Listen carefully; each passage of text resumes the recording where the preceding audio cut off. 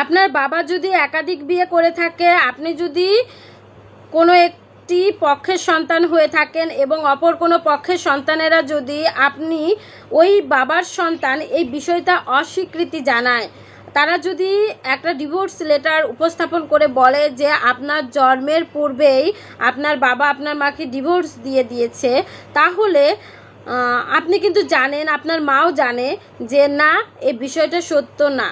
তাহলে এই যে তারা ডিভোর্স দলিল দেখাচ্ছে, ডিভোর্স রেজিস্টার্ড একটা ডকুমেন্টস দেখাচ্ছে, এই ডকুমেন্টসটা কিভাবে প্রমাণ করবেন যে না, এই ডকুমেন্টসটা জাল এবং আপনি আপনার বাবারই সন্তান? এই বিষয়টা আইনগতভাবে প্রমাণের প্রয়োজনীয়তা কখন দেখা দেয় জানেন?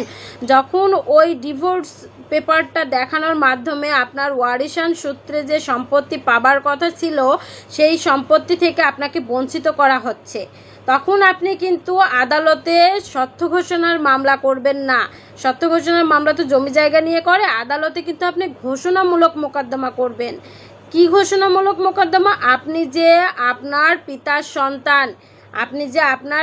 সন্তান, এই বিষয়ে আপনি আদালতে একটা ঘোষণামূলক রায় চাইবেন, ডিক্রি চাইবেন।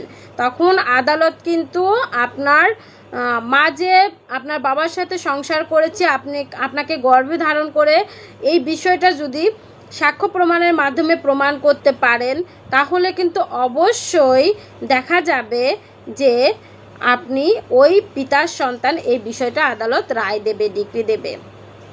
আর যখন কোনো মিথ্যা ডকুমেন্টস কেউ সৃষ্টি করে, তখন সেটা কিন্তু আদালতে উপস্থাপন করতে ভয় পায়। আর আদালতে উপস্থাপন করলেও আদালত এত সহজ বিষয় না যে মিথ্যা একটা বিষয় উপস্থাপন করবে আর সে পার পেয়ে যাবে। তার মানে মিথ্যা কোনো বিষয় উপস্থাপন করলেও সেটা যে ধরনের ডকুমেন্টস হোক, দলিল হোক, সেটা কিন্তু আদালতে সাক্ষ্য প্রমাণের মাধ্যমে সুস্পষ্টভাবে প্রমাণিত হয়ে যাবে যে এই ডকুমেন্টসটা জাল। তার মানে আপনাকে যখন কেউ এভাবে বঞ্চিত করতে চাইবে নানাবিধ কারণ দেখিয়ে, তখন কিন্তু আপনার উচিত হবে অতি দ্রুততার সঙ্গে আদালতে ঘোষণামূলক মোকদ্দমা করা, যেন এই বিষয়টা সুস্পষ্ট প্রমাণিত হয় আপনি ওই পিতার সন্তান, এবং যার কারণে আপনি কিন্তু আপনার পিতার সম্পত্তিতে ওয়ারিশ সূত্রে মালিকানা অর্জন করতে পারবেন। আপনারা যারা আইনি পরামর্শ পেতে আমার সঙ্গে যোগাযোগ করতে চাচ্ছেন, তারা স্ক্রিনে দেওয়া হোয়াটসঅ্যাপ নাম্বারে আমার সঙ্গে কথা বলতে পারবেন। ধন্যবাদ।